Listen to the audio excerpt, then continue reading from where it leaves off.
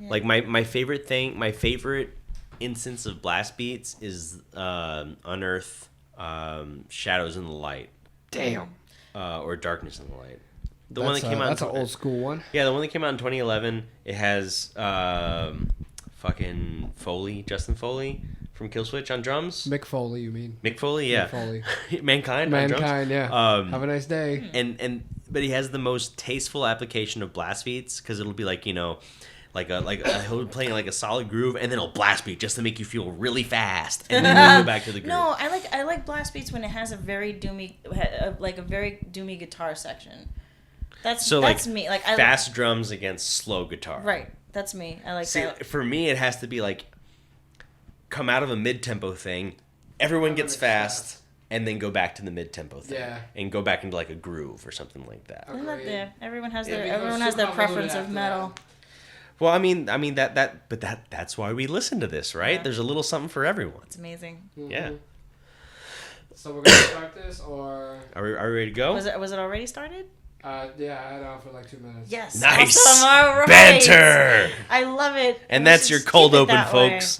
Derek, take it away. Derek, take it away. Welcome. Welcome away. all. Welcome Bo. Welcome Derek. And welcome myself. Oh, I know, but see, I love this. He always does this to me. Derek, take it away. I'm Marissa, and right now doing the ones and twos. Hey, man. Hey, listen, we are all sitting here right now, and I've got a nice jar of moonshine that I bought today. And it's called Full Moonshine. Okay, so we started this podcast. Spoopy season. I guess we did. We have? Okay, cool. Wait a minute. Am I even on? Like, hello? That's really... Unbelievable. Hello. There I am. I was in a really good mood, too. Like, that whole intro was perfect. I know it was. All I gotta do is just raise my volume. We're in business. It's okay. Right, let's just keep that. So let's talk about that moonshine bottle that you have all to yourself. It's called Apple Pie Moonshine, and lest we forget, it is October. And this is the Halloween month, and Spooky this was season. perfect Here's because Johnny. It's 40 proof and grain neutral spirits, apple cider and spice. Absolutely amazing. Full Moonshine is the company. Full Moonshine. And there's a cinnamon stick rolling around. So you know it's good. So you kind of, for a second, you think it's like some kind of like earthworm. It's really not. It's just. It's like the tequila worm. You have to eat the cinnamon stick to get to the and worm. then you'll hallucinate. In the apple pie world, that is the worm. Pretty much. Yeah. It's Friday. It's late at night. It's a beautiful Friday. It is. We've all had a week, and it's time for some bloodcasting. It's time for Bloodcast. We've been away. I think this is kind of turning into like our little bi-weekly monthly thing, which I'm totally cool with because we like to gather. We like to gather a lot of things to discuss. I think. Yeah. But mostly because we have to gather the amount of alcohol that we have to consume to get through this thing. Yeah. It's like harvesting, which is perfect. So it's a perfect season for harvesting alcohol. I actually make the moonshine here, so we have to wait for it to ferment. Oh. This started out as apple juice. I'm so 2 glad months the ago. FBI is not listening to this. Do you know how to make moonshine? I actually have a book on how to make moonshine, and the first thing that it says is don't make moonshine in your apartment because you'll probably blow yourself up. Really? Yes. Yeah. It's the Kings County Distillery put out a book that's like the guide to urban moonshining, and the first thing is don't do this at home. Do not do this at home, guys. Take that, Al-Qaeda. So I'm sure that's just a disclaimer. Don't make moonshine at home. Wink, wink. Mr. Bribe. Wink, wink. Oh my God! See, we're the smart ones. We're having bourbon right now. Bourbon. Bourbon. Bud Light. Anyway, so yeah, it's not too bad. It's a great day, great night. What is it, like 11 right now? And we're just 11-ish. 11-ish. Night. All right. But here, I think we do have some topics to talk about today, which we have thought about. Well, let's remind the listeners who we are and what we're doing. So this is the Bloodcast. And we're this is the official Bloodlines I didn't have to say it this time. All right.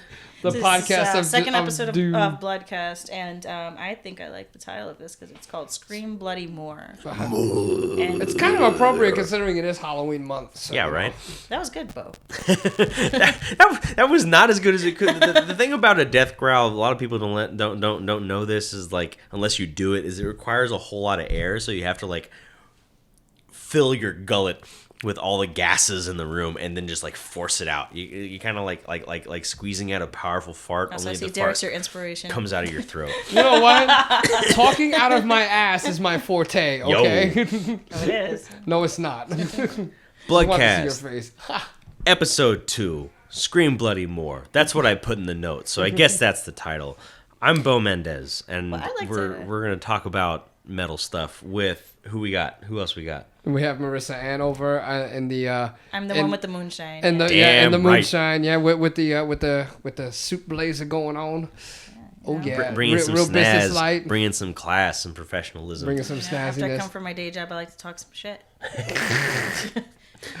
But I mean, actually, starting this podcast, we were going to talk about Metallica today, and I actually do want to talk about. Well, Bo, you had mentioned that you wanted to talk about. I had S&M no too. introduction. Like oh, sorry. Yeah. It's like, Derek, I'm so sorry.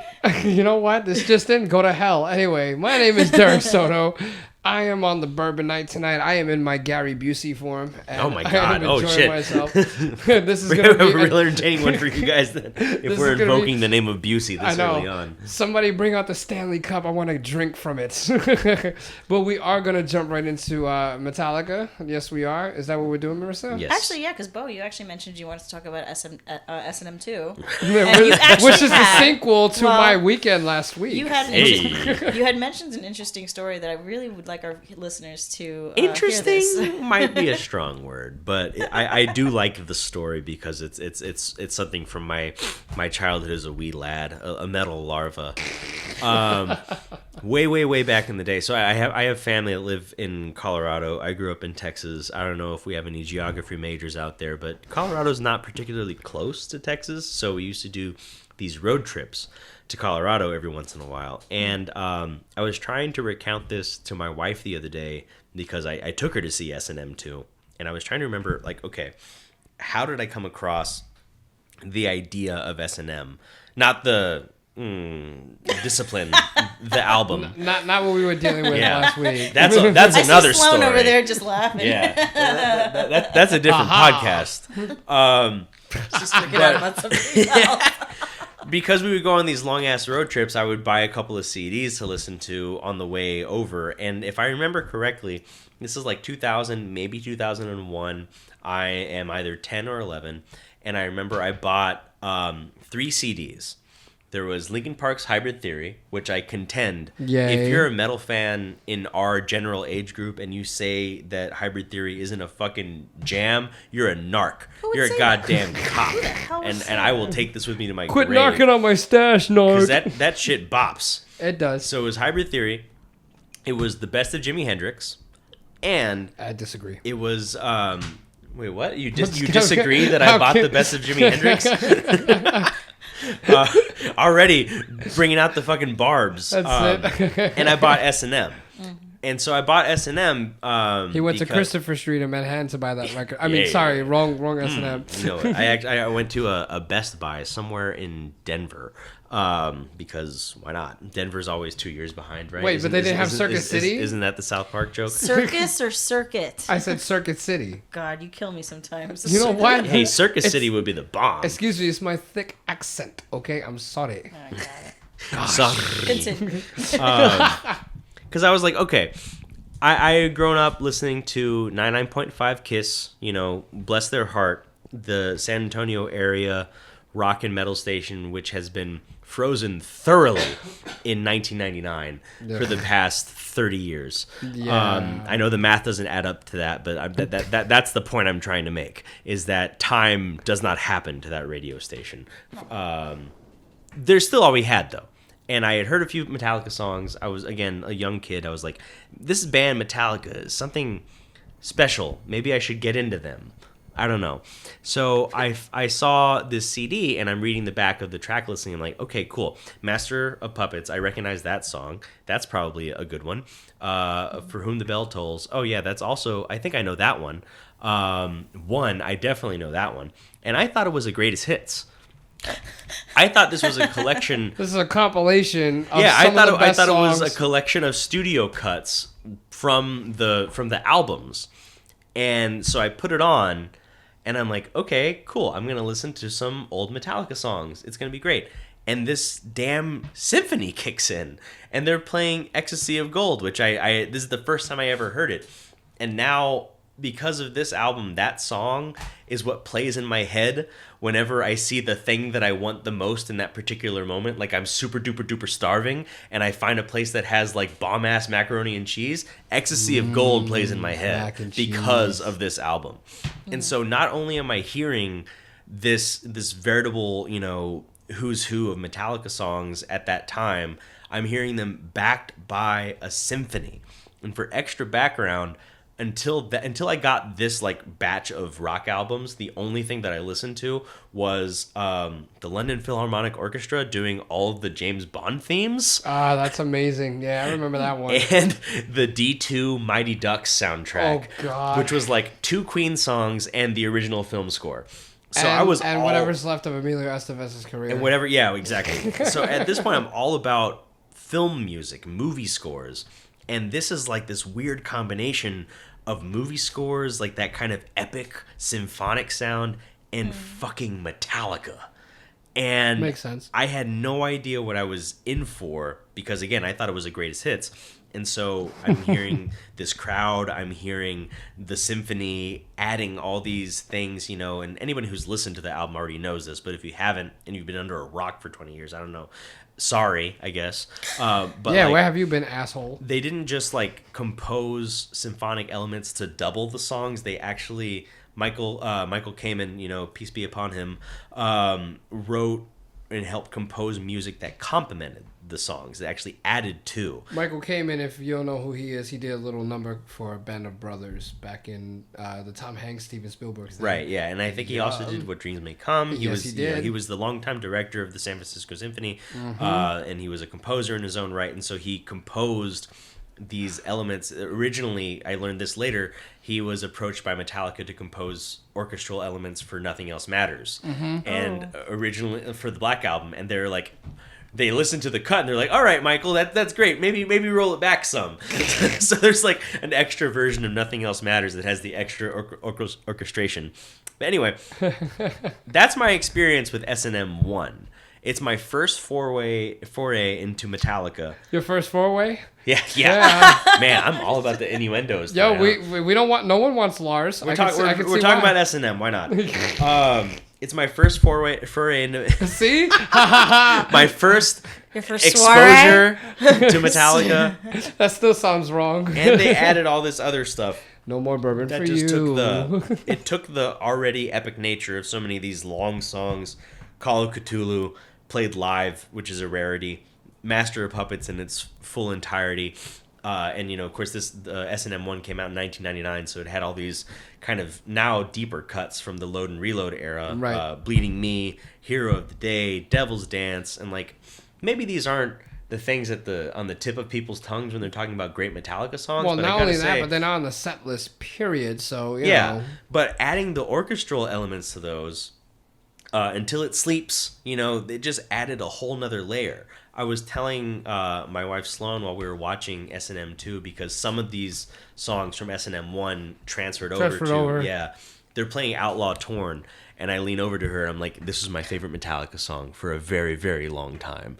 And it wasn't just the song, The Outlaw Torn, which is a great song. Leave it to the Texan. I love the Outlaw song. Yeah, right. All about that spaghetti western joint. It was The Outlaw Torn with the symphony. And so that was my experience listening to S&M 1, which as soon as they announced that they were going to do it again and that they were going to be bringing some new songs to the fold and that they were going to be kind of like, you know, opening this new arena in San Francisco and partnering with the symphony for that, I was super excited. As a matter of fact, I signed up to get all the notifications for tickets. And of course, obviously, that was not going to happen. I was not going to afford to go see Metallica in the San Francisco Symphony. I was not slow down afford there. To stay in San Francisco for a couple of nights or whatever. It is what it is. But say that 5 times fast. Yeah. The band having incredible foresight, they're like, we're going to also make this into a theater experience. So that's what I saw 2 days ago. That's kind of what I'm carrying with me from my experience of listening to and then eventually watching the DVD version of S&M 1 going into S&M 2. DVD. I know. God. Hey, come on, man. I work with what I got. Oof. I can't afford. I just got a Blu-ray player like 6 months ago. May God bless your heart. I'm finally moving to the 21st century. You have moved into the promised land. Yes. But like, okay, so I actually want to publish a piece on the Bloodlines website. So if you want to hear more about what I have to say about S&M 2, I'm going to write something out, and it's probably going to be long-winded. It's probably going to be self-aggrandizing, whatever you want to call it. But basically, the experience was fantastic. It was only in the theater for one day, right? They're doing another showing. So we're recording this on October 11th. I saw it on October 9th. They're doing another screening. So this will come out December 15th. Okay, yeah, exactly. Cool. So by then it'll already be out of theaters. It'll be on Blu-ray. Yeah, and you'll have it. It will be released on February 20th, I think. Really? Yes. Oh, so they are going to do like an actual release for it. You sure you don't work for Best Buy, man? Like, you got the release dates down packed, bro. Shit. I'm just, hey man, I'm a proud 5th member. I get those. You're the 4th member. We don't count Lars. We know this. Hey. Oh, don't say that about Lars. I'm Rob Trujillo's parasitic twin. I'm both Trujillo. Yeah. But yeah, so like. It was everything that I wanted it to be. They brought some new songs. They played like Day That Never Comes. They played Halo on Fire. They played the new stuff. Flame. Yeah. And I forgot how nasty the riff for Confusion is. Anybody remember the song Confusion? Yeah, the one that's rarely played. Exactly. Yeah, but they rarely play that one. Mean riff. It's disgusting. Because you know why? Because everybody looks at Halo on Fire. Everybody looks at Spit Out the Bone. Mm-hmm. You know, but they never look at Confusion. Confusion's just like that throwaway for some people. But, you know, to normal people, it's like, how come you guys aren't playing more of that? Seriously. I mean, it was so solid, and the sound from both the band and from the symphony was just incredible, and everyone was complimenting one another. I think y'all would really like it too, as people who do a lot of work in video. Yeah, well, because it was shot fantastically. Well, I also love orchestral material, and so I mean, like, one of my favorites is of course Hans Zimmer. He always does some of the best work. Although Alexandre Desplat is a close second, mainly because he's won more Oscars. Yeah, so that is right up my alley. I definitely have to check that out. Yeah. One thing that I really love about it is that so like I've seen Metallica a couple of times. I've been lucky enough to have that experience, but they've been from like the nosebleed seats just because that's what's available. I never realized, or rather I had forgotten, how emotive Hetfield is. And so they have a lot of shots where it's just close-ups of his face, and you just see him like getting so into the music, and you know he's like his grinning and he's snarling and his eyebrows, and he's got those ice blue eyes, and his neck fat is coming up. He's got the dentist model teeth. Yeah, he does. And when he spits, forget it. It's always in like super slow motion, so it just basically, it was incredible, and it was everything that I wanted from another version. Now of S&M. I have two. See, I've seen Metallica live. I've never seen Metallica live, but I have Metallica from when they performed in Montreal, and then I have them from the Big Four. Is it anything like those caliber concerts, or is it just a complete orchestral, takeover? It's not a takeover. It's not a takeover of the orchestral side? The best thing about how the S&M concerts now have been conducted is that the symphony is there to complement what the band is doing. Got you. And the band kind of plays off the symphony, and the symphony plays off of them. Okay, so they have that understanding. Yeah, okay. and you actually see that too. Like there are moments early on, I think it's in For Whom the Bell Tolls maybe, where James is playing over by where the symphonic percussionists are. You know, people who are playing like bells and marimba and timpani and whatever. And he hits a chord, leans over to one of these guys, and fucking gives him the knucks, like the bro knucks. Nice. And we talked about that last time with the Killswitch Engage, Signifier. So obviously, with Jesse and Howard. I'm a big fan of that. It's just such a great symbolic gesture, and to see Hetfield reach over to this guy who's probably one of the leading percussionists in the symphonic world or whatever, and just like pop the knucks. Yeah, and you see immediately there's this great. And I apologize already for this like corporatized gross word, but there's great synergy between the band and the orchestra, and they're really into it. Some great highlights that kind of show that they do Anesthesia. What? Yeah, the Cliff Burton bass solo. One of the wow. I forget his name now, which I'm feeling like a dick about, but one of the cellists from the San Francisco Symphony does his interpretation of Cliff Anesthesia. Burton's Exactly. Anesthesia. Wow. And then Lars joins him on drums. Oh, I'm sorry to hear that. All right, I just lost interest. Well, I'm just kidding. I'm kidding. It's Lars. So sorry. Yeah, it's Lars, but like Lars is Lars. Lars is great at being Lars. Yeah. Like, is he the best drummer in the world? No. Is he the flashiest drummer in the world? No. Yes. Is he the best Lars Ulrich in the world? No, see, yes. He's the only Lars Ulrich in the world. Exactly. Okay, I gotta disagree. I think he is the flashiest. I think so. He's no Dave Lombardo, but he's very flashy. He adds. So I chalk this up to the fact that like he grew up in a household with a lot of jazz influences. He never plays the same Metallica song twice. That's true. Everything's a little bit different. But yeah, so he joins in Anesthesia, Pulling Teeth. And just like on the album, on Kill 'Em All, you know, he rides out the rest of the song just keeping the beat while this cellist is using a Morley, you know, bass wah with a boost on it, just like Cliff would have used. Oh. And, you know, you see fans in the stands holding up flags with Cliff Burton on They're going them. batshit. Exactly. And they like the love is there. So like that's a really great highlight. They actually did a song. They did a classical piece called Iron Foundry, where, you know, essentially the director of the symphony comes out and says, you know, we wanted to do a couple of just symphonic pieces. And when we played this one for the band, they were like, no, we got to play this one with you guys. And so you see Metallica playing a piece of futurist, postmodern symphonic classical music. And it's just a really interesting experience to see them work together like this. There are a couple of things that I would have liked to see more, and I'll probably write about this. And it's the fact, like, you know, 20 years have passed, and we got a lot of the same cuts from the original S&M, like barring music that didn't exist yet, like cuts from Death Magnetic or cuts from Hardwired to Self-Destruct. Like, of course, yeah, they added some of those in because those albums didn't exist in 1999. Agreed. But it would have been nice to see, you know, an S&M version of Fade to Black or Sanitarium or And Justice for All. And we don't get those, which is disappointing. Yeah, maybe disappointing isn't the right word because, you know, go back and listen to And Justice for All, the song. And it has that symphonic feature to exactly, it. Like what would they really be adding to it? There's no reason to play it. It would be a hat on a hat maybe, but I would have liked to see them try. Yeah. But all in all, there was just so much goodwill and so much, I don't know. I don't want to sound too much like somebody who has a collection of crystals. I do.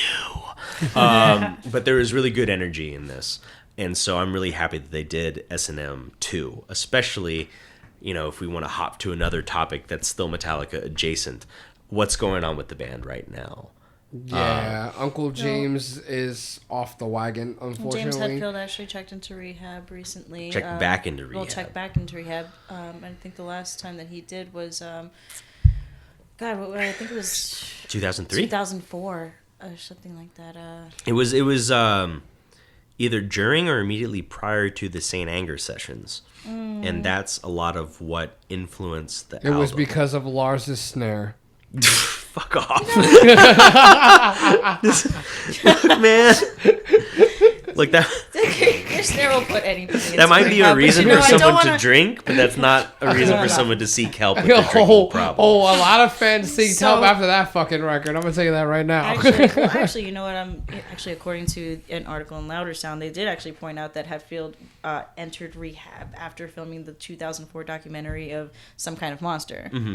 And this article, I mean, it was really good. And I actually want to talk about this article because it makes a lot of good talking points about why, not only James Hetfield going into rehab for alcohol addiction, but a lot of other artists in the music industry that are going through a similar ordeal.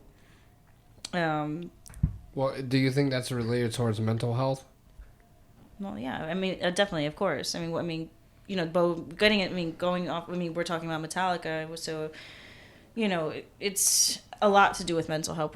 We're also talking about, and that goes into a lot, back when the music industry was not very caring about where you were as a musician with your mental health, and everything was just like, it's like it is hurry up and wait, but like we still don't give a shit. Now we're talking more about mental health awareness.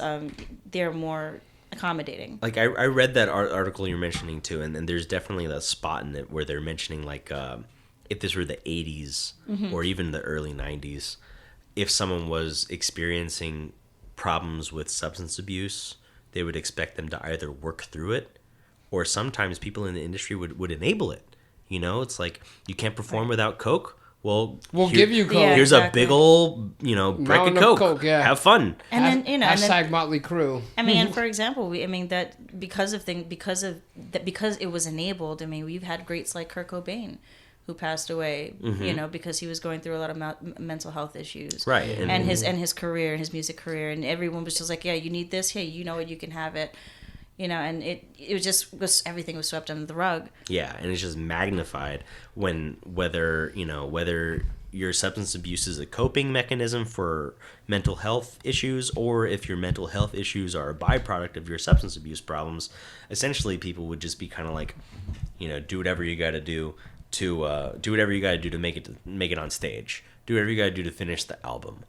And it was kind of like it's that amount of pressure that unfortunately musicians require. They need the substance to go through it. And I mean, isn't it crazy that we're talking about one of the biggest heavy metal stars in the world, James Hetfield, who is entering rehab, and we can only imagine.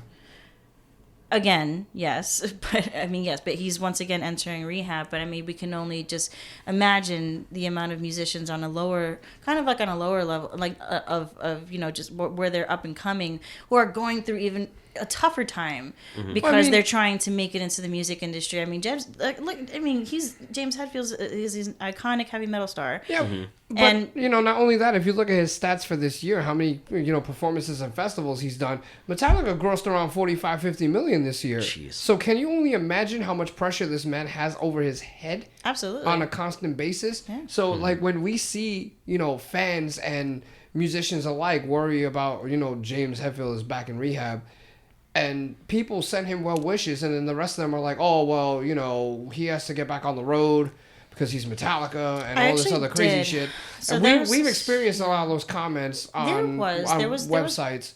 There was like one kind of like, it was kind of a comment that somebody, or a post that somebody had made on Facebook, and they were like, oh, I really hope I get to, shoot or see this show, and, hope he's, in 2020. I can't wait. And I was just like, really? I mean, this guy's just went back into rehab right now. Yeah, as far as I'm concerned, he was like, well, you can wait. Yeah, I know. That's what I'm saying. And then he's like, well, people have had fast recoveries. And he's like, who the hell are you to tell somebody how fast they're going to recover? Yeah. And that's the thing is like, people, you got these fans, and you have a fan base that is so hungry, and you have a music industry that's hungry for money, and then trying to please those fans. And it is absolutely just incredible, the amount of pressure that you can only imagine what this man is feeling right now. To make things worse, Metallica just announced festival dates in 2020 where they perform on 2 different nights, 2 different sets. Right. Yeah. And it's like, listen, with all due respect, let the man get out of fucking rehab first. Well, it wouldn't have happened unless he agreed to it, right? No. The record label and the PR are going to do what they want to do regardless. The band is going to, obviously come out with the news. But out of respect for James, it's like, come on. Like, this dude, he's going through a lot of shit right now. Let him be for just a little bit, and then when he gets out, announce it. And I think that's kind of crazy that if people feel like, oh, well, 5 months is enough time to recover. And that's when I was like, I kind of got into like a tiff with this person. I was like, well, are you serious? I mean, if you were going through this right now, would you want somebody to tell you you're going to be okay in 5 months and you're not? Yeah. It is a little strange to maybe put like what you might be able to call like a deadline on it. Yeah, you can't put a deadline on recovery. No. Yeah. You can't. And I mean, this is what happened, going back to what Marissa was saying about lower tier musicians. And I mean, three personal musicians that we lost last year, Jill Janis, Kyle Pavone, We Came as Romans. That was just absolutely devastating. And then Vinnie Paul. Yeah. And Vinnie Paul was not stressed out. The man just loved to drink. And he just his maybe might not have been like I'm not a coroner. It might not have been directly related to substance abuse, but I definitely think that the lifestyle didn't help. No, but that's the problem with this business and this era that we live in now. It's that if you need to cope, you deal with with the dark side of the business. Mm-hmm. Well, that was another topic. That was another topic that that this article discussed was that now that we have so much mental health awareness and we have social media that's promoting it, mm-hmm. Music industry are a lot more open and they're a lot more lenient on recovery. Yeah, but I'd like to actually really like kind of highlight that a little bit. So I remember pretty clearly 2003 2004 when like Saint Anger was coming out. There was a weird backlash against Hetfield for getting help. People were kind of like talking shit about the band bringing in a therapist. They frowned upon it. Like, and there was this like story that was widely circulated about like, Hetfield walks onto a tour bus and somebody else is on the bus, like spits whiskey in his face and like, get off the bus because you're not drinking anymore. And I think that story might actually be bullshit, which is why I'm not like quoting names. I think it's bullshit because I feel like James Hetfield would not stand for that. Yeah, he would have knocked somebody out already. The guy's 6'2". Yeah, he would have been like, yeah. It's like, yeah, I hope you don't I hope you don't like steak because you'll never taste it again. Like, but regardless, the attitude has shifted so much that now there's an announcement from the band. Our brother James is getting help. And you have, musician after musician after musician. You have Randy Blythe talking about, Hetfield helped me get sober. You have a lot of musicians brought that up. A lot of main influences that are actually current in the business have brought up, how Hetfield has supported them with sobriety mm-hmm. and helped them out outside of musicianship. Yeah. And what makes it even worse is that people frown upon that shit. But I think there's less of it now. There's a lot less of it now because a lot of fans are... The fans frown upon it, but not each other as a whole, not in the industry as musicians. Well, you don't have fans that are complete douchebags these days, is what I'm trying to say. You definitely do. No, they are. No, they are. But I mean, we're talking about real like diehard fans that really do genuinely care about the well-being of the band, of Metallica. Yeah. That's what I mean. So, and especially you have organizations like Hope for the Day, the URock Foundation, who are really, spreading the word on, mental health awareness, especially after Chester Bennington died. Yeah. Mm-hmm. Well, I mean, it's always been a slew of them. The problem is people always look at the high tier musicians and they're like, oh my God, how could this happen? It's like, dude, if you look at the other bands who have lost members because of suicide and mental health issues, you'll be surprised how widespread this situation really is. Mm-hmm. And it's because of like alcoholism or it's because of mental health issues or substance abuse and stuff like that. But again, it gets highlighted, but nothing gets really done about it. And I can only imagine how being a musician, especially when you're trying to promote your band, especially when you're trying to be an up-and-coming band, and you're just like, God, I really want my band to go somewhere. I really want this to be a thing where it can be a success. And it's tough because the competition is so high, and then that's when the stress levels start going up. Wow. That's when it's like you start drinking, it's like you're drinking, you're just like, what, I'm sick and tired of people telling me I can't do it. I'm sick and tired of people telling me my band sucks, or I'm not good enough, and hey, maybe you should do something better with this to make it more appealing. I mean, that really hits people home, and it really has an effect on your mental health. And as a non-musician, it hit hard for me when Jill Janis passed away of Huntress, and I knew Jill for a long time, and she would go on tour with a service dog because she couldn't deal with the amount of anxiety from people on tour.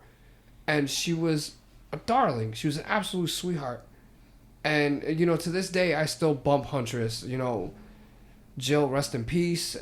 She's missed, and it's because there are unique flames in this industry, and they just get snuffed out quickly because of all these situations, all these issues that are raised, but not really done much about. And I feel strongly about that. It's like, listen, if we were making headway, there would be more people alive, but there's not. So, again, we just have to keep it moving and try to be there for each other, even, you know, just do the normal routine. Yeah, and then, you know, also, I'm sorry, Bo, to cut you off. I think you were about to say something. Yeah, Bo, fuck you. No. Well, I mean, I'll just say this one thing before I let, you know, you go ahead. You know, the comments that we see on Metal Injection, we see on Metal Sucks, you know, the fan comments.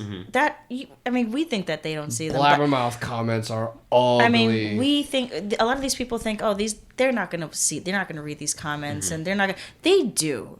These musicians, they absolutely do see these comments, and it can be very disheartening, especially if you're in a place where you're going through a lot at home with your family or your friends, and you don't get to see people as much as you'd like to, and you're really trying to, like, you know, do what's right for your band and your company or your record label, and then you see these really disheartening comments, like, really, like, you know, like, you guys are assholes. You have no idea what we're going through. That's another thing. I mean, well, I was actually gonna say something to that point. It was just kind of like the thing about I don't want to do too much conflation of mental health issues and substance abuse issues, because sometimes they are separate, but a lot of times they are related. Like, I think definitely, like, in the case of Hetfield, like, he's gone on record saying that he drank because he didn't really know how to cope with his social anxiety, because he was kind of a soft-spoken guy who found himself in the middle of everything, you know, as the front man for the biggest band in the world. And he didn't always know how to handle that. What I wonder, for all the strides we've taken, for all the steps that we've taken as a community that is interested in heavy music, are we giving our artists the space to be vulnerable like this? I think, and I don't mean we as in the three of us. I mean, without without persecution? Yeah, like, we as a community, like, you know, I like, so today I was, you know, just researching this. I went on, like, the Slipknot Facebook page, because Slipknot was going to tour with Metallica in Australia. Yeah, in Australia, New Zealand. Where they canceled the tour. And so Slipknot posted a thing being like, you know, they did everything right, in my book. They said, you know, we're going to have to pull off this tour. Everyone's going to be refunded. You know, all of our love and support goes to James Hetfield, get the help that he needs, that sort of stuff. And then you see comments from people being like, you know, well, I only bought the tickets to see you guys, you know. Are you still going to play? And it's just like, you're missing the point. Well, then there's your asshole fans that we were saying, that, like, it's like there are those asshole fans where they're just completely, they're just like, oh, I just want to see them. Just total disregard for the fact that, hey, this is a human being, and the biggest star in the world right now is, yes, indeed, it's a reminder that he is a human being. But music is such a raw thing. And especially someone who's a songwriter like James Hetfield. James Hetfield, you know, yes, they like, Metallica has written songs that are more political or more figurative, but a lot of times James Hetfield has kind of put himself out there. He has. And so, continuously, like, for someone who can be as raw as he can, like, if he says he needs a break, he needs a break. Yeah, it's like, leave him alone. You know? I mean, I feel like it's like when it should have just been like, I have spoken, all depart. Yeah. Well, here's the thing too. This is what you have to understand. You know, especially in the music business. You know, you have two types of opinions. You have the musicians that you tour with and that you know and you support, and even the younger bands who have looked at Hetfield as a major influence. You look at their opinions, and then you look at the fans. Yeah. And 2/3 of the time, no band... Some fans. No band really gives a shit about the opinions of the trolls and the assholes and shit like that. And sometimes even the people that give well wishes, because at the end of the day, they're still performing and they're still going on the road to take care of those people who want to see their shows. So, well, can I actually say, I mean, I feel like a lot of the fans, when they found out that James was going back into rehab, they were totally okay. They were just like, you know what, we just want you to get better. Yeah. Yeah, and that's kind of the opposite side of the coin, just like the musicians who are really supportive too. Right. And but then when I heard that so then, you know, when it was, they were like, oh, well, they're going to be back in 2020 to do these 2 dates. And I was just like... I was like, oh God, is that not too soon? 5 dates. They're doing 5 festival dates. Five. 2 different sets. I'm sorry, that was You got the 2 right. 2 different sets and 5 dates. I'm sorry, but it's a tall order. But you know, I kind of just like, okay, I think that maybe it's not so much the fans that were demanding this. It was more demand on the business side, maybe? It was definitely more on the business side, but you'll be surprised how many musicians look at those comments from people and people who they consider fan base. Mm-hmm. It hits home after a while. You know, it's like, hey, asshole, you did 95% of the year, but you didn't do the 5% where I wanted to go see you. So fuck you. I'm not a fan anymore. For really real. Every comments. I'm like, wow, you guys have some fucking nerve. Yeah, it's every time. It's ballsy, but I think and it's disgusting. But like not in a good way. It's disgusting. It's not ballsy in the sense of saying something brave. No, it's just saying something because you can. Just being a cunt, you know. Like, Yeah, it's true. It's like, hey, I'm okay with that because you know what it is. You know, and listen, I'm totally okay with the word cunt because if you're being a cunt, you're being a fucking cunt. Well, I mean, you know, it's just the simple fact that you're gonna be that person that yells at this guy who's going back to rehab to take care of himself that he did not play your show date. Hey, asshole, this band and this crew travel the fucking globe to do shit for you, okay? Mm-hmm. They have fucking Blu-ray movies, they have DVDs, they have CDs, they have every single thing. They got whiskey. They have everything. It's like, how dare you? How dare you for like this guy needs just a moment to recover and you're just bitching. Let him fucking breathe and he will come back. It's that simple. But then, you know, you look at other musicians like Tom Araya and shit like that and they're like, oh, you know, Slayer is not like that. It's like, yeah, because that's Slayer. Slayer just chooses what they want. And last time I checked, they're on their final campaign run. Just like Motley Crue was, just like Kiss is. They're not fucking going anywhere, okay? Tom Araya is like 32 years old. He looks like he's 70 because he's been touring ever since, you know, the band started. But you know what? He's still kicking ass, and so is the band. I think Tom wants a break, though. I believe it, too. I believe Tom wants a break. He wants to go back to Chile and hang out with his family. I don't blame him. He lives in Texas. Oh, he does? Yeah, he lives on a ranch in Texas. Yeah, he's from Chile, but he lives on a ranch in Texas. Oh, I did not know that. These are the things you know when you grow up in Texas. Texas is a big place, but Tom Araya is practically a neighbor. You guys didn't know Bo is from Texas? Y'all didn't know that? No. Y'all didn't know that? Y'all. Raining hay. That's it, man. Raining hay. Raining hay. You know? These guys. God hates us, y'all. God hates us, y'all. Good night, everybody. I'm out of here. Bo, you got a banjo over there. I see it right over there. The banjo's a little bit more Appalachian than Texas, but you know what? I'll take it.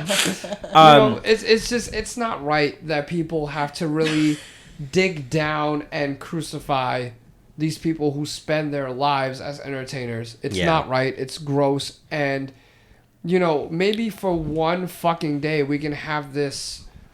you know, this unity where we can just support someone who has spent their life entertaining the fucking planet. Yeah. You know, can we just have that maybe one time? Well, okay, we have a lot of stuff that we want to talk about, but why don't we take that moment right now?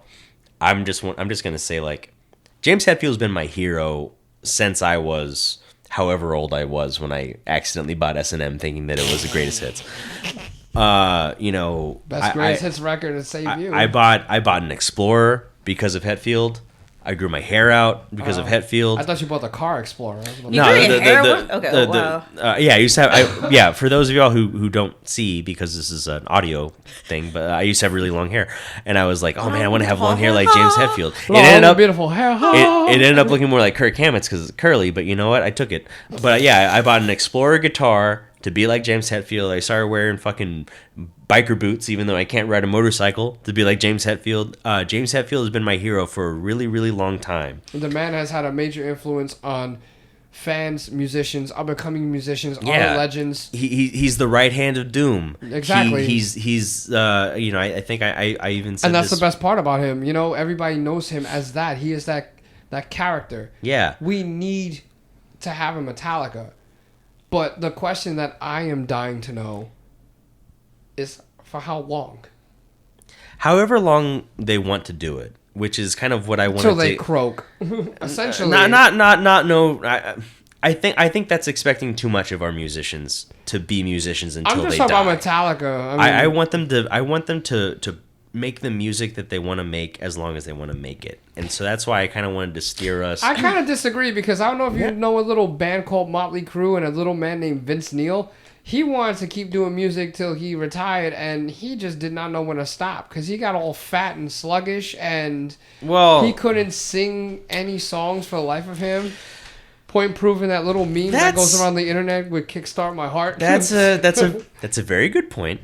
Yeah. But I did want to, like, you know, we don't, like you're talking about, you don't know if the band is going to be reading the comments. That's true. I don't know if this is going to get around to anybody, but if a certain Mr. Hetfield is listening, I definitely want him to know that, at least as far as I'm concerned, I've got his back. Agreed. So and I want anyone who's going through the same kind of tribulations that he is to know that there are people that support them. Absolutely. And that want them at the end of the day to just continue. Yeah. Whether that's as a musician, take a break, do something else. Yeah, you know, and I gotta be honest with you. You know, there are some bands that we've come across that, you know, are starting to break out of the local scene, and they're doing really well for themselves. And I'm starting to, you know, it's like they're so excited about it. But once you hit that level of like, hey, okay, now we have to work with the music industry because we're doing really well. And I've heard, you know, stories where they're just like, yeah, it's been really friggin' tough. And it's been hard on us, you know.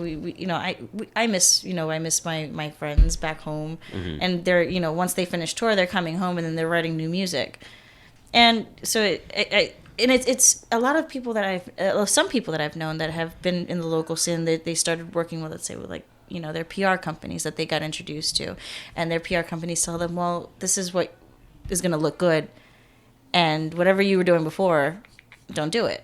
And then it becomes a thing where it's like, well, what do you mean don't do it? That's who I am, and that's what, you know, it's always how. Well, you shouldn't do it because it's going to make you look this way, or it's not going to be as appealing to people that you want to reach out to. So now you're having to change. They start realizing that they have to change themselves to kind of, I say flourish, I guess. Small things, but those small things are a big part of them. Yeah. And it could just be small as a shirt that you wear. Or just, I guess it could be a chain that they're just like, hey, we don't like that chain. Take it off. We don't like that chain. And that chain has been there for years. You know? So. Interesting. That's one thing. That's, you know, that's where it starts. You know, when you start working with people in the music industry, you have to realize that you're going to have to change things about yourself. It's not tough, personally, but.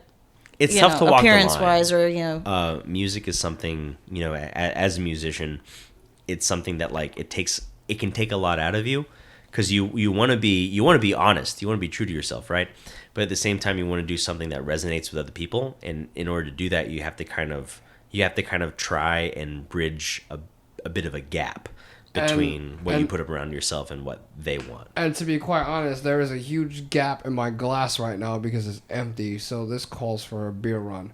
So we're going to be right back. Bloodcast. Marissa's still going through her jar of apple pie moonshine. Oh, shit, we're back on the air. Yeah, we're back on the air. Yep, because it's late as fuck. And I have a brand new thing of Coke and bourbon. So that means back in my day... Anyway. Yeah, we're going full Southern today. Oh, yeah, that's it. I blame myself. Don't make me go Florida here. No, please. We don't need to find out your bath salt issues. Florida woman ends up on the floor with her moonshine bottle. Okay. That sounds like every college campus in North America. Candace, what happened to you? No, right now it's White Claw. Oh, man. That shit is slamming. You know, shout out to Danny LaGuerre for putting me on that. I love you, Danny. Well, shout out to Vale and Maya also for putting out t-shirts. Heavy as fuck. Did they put a White Claw logo out? Yeah, they did kind of do that with their Vale and Maya thing, and I thought that was fantastic. Incredible. Incredible. It's disturbing. I'm actually listening to the new Vale of Mile single. Yeah, we're talking about what we're listening to now. Vale of Mayo. Vale of Mile, because I'm drinking. Okay, this one's called Members Only, which is like really kind of disturbing because it's a whole bunch of members, and I look at myself sometimes like, no, you're not. Members Only. That's what it's called. Did you really go there? Yeah, I totally did. Wait, like peepees? Yeah, like wee-wees. Because I know Marco Kubo. Did you say wee-wees only? Love you, Mark. Mark would do some shit like that. I can hear him in the background going, "Yeah, that was it, man. Penis." Yuck. Okay. No, but members only. Yes, it's a slamming freaking single. That shit hits hard, and it's really, really good. I still feel like it could have fit in the current record, but that's okay. It'll be a brand new piece for the new record, which should be coming out next year. That's exciting. It's very exciting. Well, talking about singles that just came out, Black Crown Initiate came out with their single "Years in Frigid Light." Yeah, really? I missed this shit. You guys actually keep me up to date. I've waited years for a new single, so we should just call it that. Years for a fucking single. Years in frigid singles. Years of fucking singles. That's it. It's like these singles were frozen in time, and now they're coming to light because the light is melting them out. Oh, okay. You went too specific on that one. So this is their first release for Century Media, right? Yes. Congrats to the boys in BCI for signing to Century Media. Mazel tov. Mazel tov. Yes, that's gonna be beautiful. That should be coming out next year as well. They just wrapped up a tour in Europe with Rivers of Nile. So since I'm apparently living under a rock, paint me a word picture. What am I missing? Like, what do you love about the Veil of Maya? I love the fact that Veil of Maya's new single it's a little lighter than False Idol, which is their current record.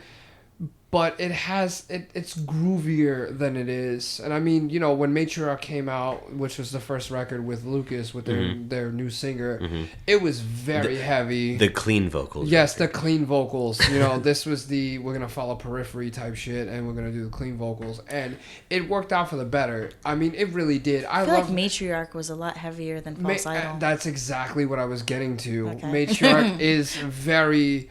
very heavy, and False Idol is very experimental but that's all Mark. That's all Mark's doing. His guitar riffing was all experimental. It was all completely different, and it was the band trying to find their way with Lucas, at least to me.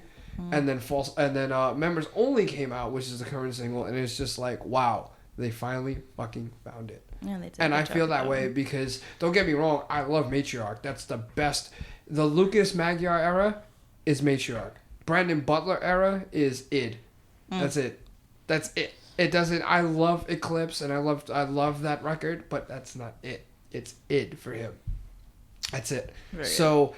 I think we're gonna, as Veil of Maya fans, we're gonna finally get that perfect album where they're all in sync with each other. Finally, after like what? 3 or 4 years of Lucas being in the band. And little tidbit, if nobody knows, Lucas's first show was Knotfest. That's a big fucking deal. Wow. So what year was that? That was probably 2015, I want to say. 2014, 2015. Is that when he was just joining the band? Yeah, they recruited him, and his first show live was Knotfest in San Bernardino. Man, that must have been terrifying. I believe it. You know? It's like, hey, asshole, you're going to play Knotfest at 2:30 in the afternoon. Good luck. This guy has Prince Charming vocals, and he's just performing at Knotfest. Oh May the gods forever be in your favor. Like, seriously. And, you know, it's a huge deal. I mean... You know, speaking of another band that went through a huge deal, and one I'm very happy about is Kublai Khan. And and I have to say, one of my... So this is not Attila, right? No, fuck no. Absolutely not. No. We just... Shame. Hey, man. They're being named after, you know, Mongol emperors. I know. I'm just going with history here. They should. The next band's gonna be called Shitty Walk. That's what's gonna happen. God. Jesus. Anyway, you're the only one laughing. It's a South Park reference. You don't get it. I know what Shitty Walk is. Thank you. Yeah, I'm sure you do. Anyway, Kublai Khan. Okay, so Kublai Khan came out with Absolute, and it is a monstrosity of a record. This thing is beyond gross, and it's one of my top 10 records of this year without a shadow of a doubt. Marissa and I just witnessed them perform at Gramercy Theater on Wednesday because they're touring with Despised Icon, Ingested, Shadow of Intent, and as blessed as we were, we had Suffocation on the East Coast side, which was a it was a slaughterhouse. It was a fantastic lineup. It really was. I mean, we were shooting that show. We're photographers. Yep. So we were in that photo pit, and it was. It was absolutely amazing. And Kublai Khan. I mean, it was putrid. That's what that was. Yeah. The way I would describe that set, it was putrid. That thing was fucking violent. And I've seen Kublai Khan at least 5 times. Literally and figuratively, actually. I've seen them 5 times, and they were absolutely worth it. The 4 times before, but Absolute is just bonkers. And the same thing, I gotta say the same thing about Shadow of Intent.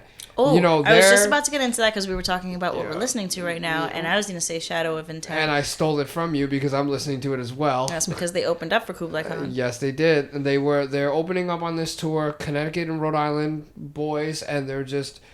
Melancholy is a masterpiece. It's also in my top 10 for this year. It's a beautiful record. It is hard-hitting. It's ferocious. And there's classical in that too. They've actually combined a lot of progressive metal. They've combined classical, power metal, death metal. Yeah. I think I said progressive metal already. You said progressive already. But Flo's gonna come out and correct you if you say progressive one more time. Like, see.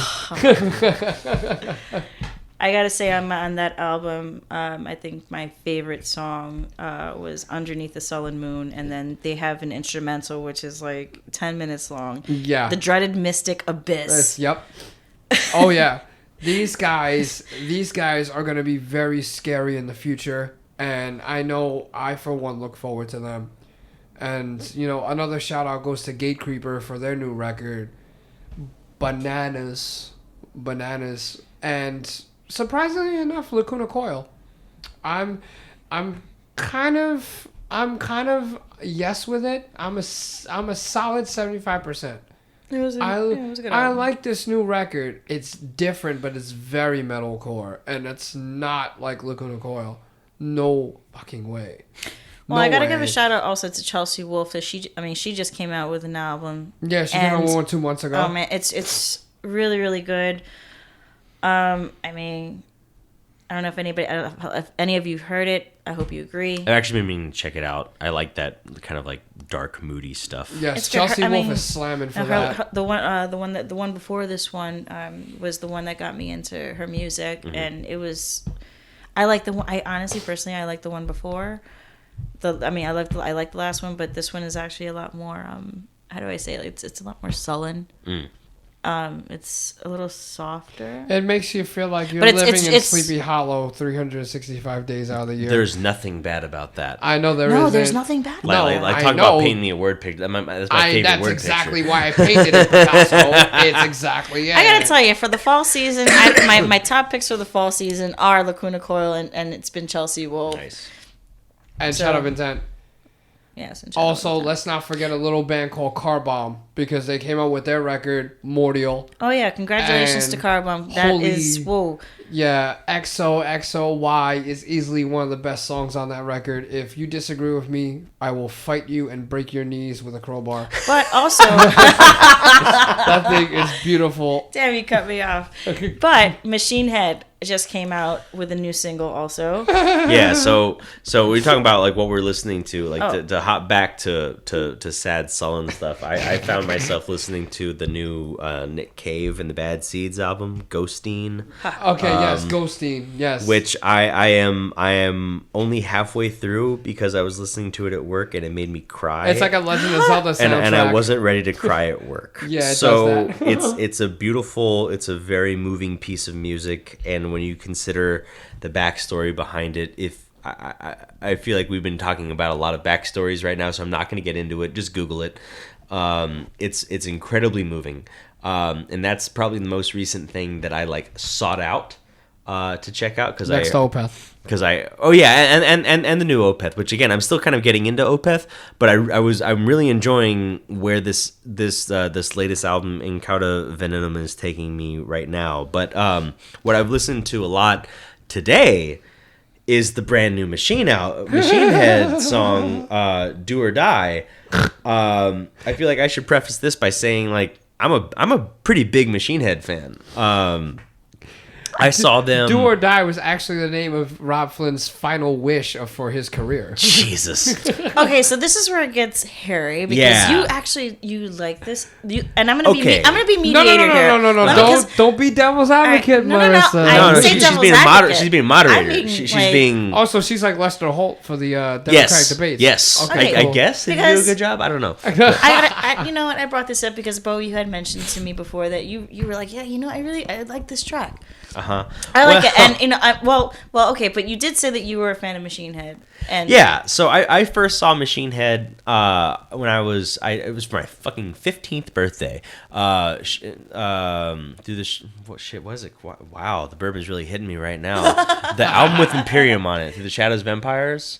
Through the Ashes of Empires. Ashes of Empires had just come out, and it was incredible. And of course, they followed that up with the fucking Blackening. Oh my god, what an album! Classic album. But I like Unto the Locust. I like Bloodstone and Diamonds. Yes. And I'm one of, I don't know. I don't ever speak of Unto the Locust. 30, 40 people who was really excited for Catharsis to come out. And I'm sorry to hear that. I think there are a lot of great songs on Catharsis. I think that there are some songs on it that have some problems. But the songwriting is still really solid. What was upsetting for me was at the beginning of this year, the end of last year, when Phil Demmel and Dave McClain quit the band simultaneously.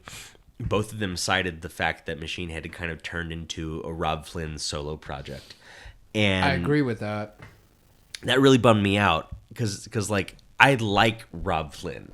I think he's a great songwriter. I think he's a fantastic frontman, and he's not afraid to get into politics in his music, which I think a lot of people these days will kind of oh, my music's not meant to be political, it's for everyone, I stay out of that. And I think Rob Flynn is one of the people in metal who's not afraid to be like, you can't not be political.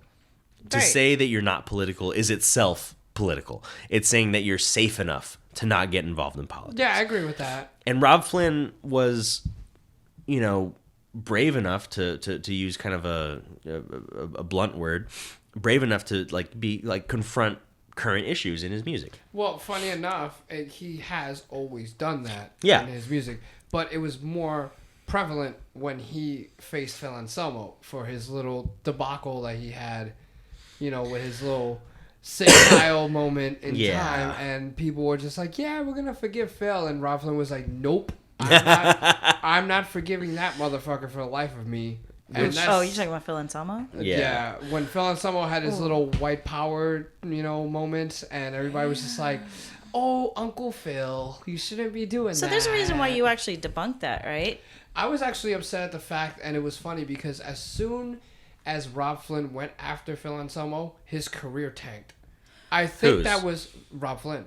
No. I was actually speaking about the fact that because when you were talking, when there were people, you had made a post one time on Facebook, and you said, you had taken a photo of Phil Anselmo, and you posted it to your Facebook, and then everyone was like, "Whoa, well, why would you do that?" And you're like, "What do you mean?" As a Puerto Rican American. Why would you, a photographer, take a photo of a? Why would I, a Hispanic American photographer, take a picture of a Caucasian male who went and digged Sid Heils and white power all over the place, and it's scary, it's like, what, it's journalism. All right. And I've always been the one to not that's kind of weird. People don't ask that about war correspondents. That's it. Well, I think a lot of the reason why too, because you had mentioned that you do actually speak to the member of his band. Oh, the drummer, Joey Gonzalez. Yeah, Blue. Yeah. Mm-hmm. No, I do, and he's also Spanish. Mm-hmm. And the funny thing is, I've always gone into the business where I have to say to myself, you have to be non-biased. You have to give the facts. That's what the news is about. And a great man said that, and that was Ted Koppel. Ted Koppel said that. He said the news is about the facts, not about the opinion. So if Phil Anselmo from Pantera is coming to play a show, then you're going to choose to shoot him or not. I chose to cover him. regardless, because it's the news. It is a fact. It is what's happening right now, and that's the way it should be. The news happened like a year ago, months ago, when he pulled longer out. than that. This is way longer. This is 2015, 2016. Yeah, but when I covered him, it was probably 2018. Okay. So, and I was catching a lot of slack for that. Really, I thought that it all died down. That's interesting. No, it didn't. No, I caught a lot of slack for that. People don't forget. Well, I mean, so as another Hispanic dude, and maybe this is my bias of growing up in Texas and worshiping Pantera as something unto gods.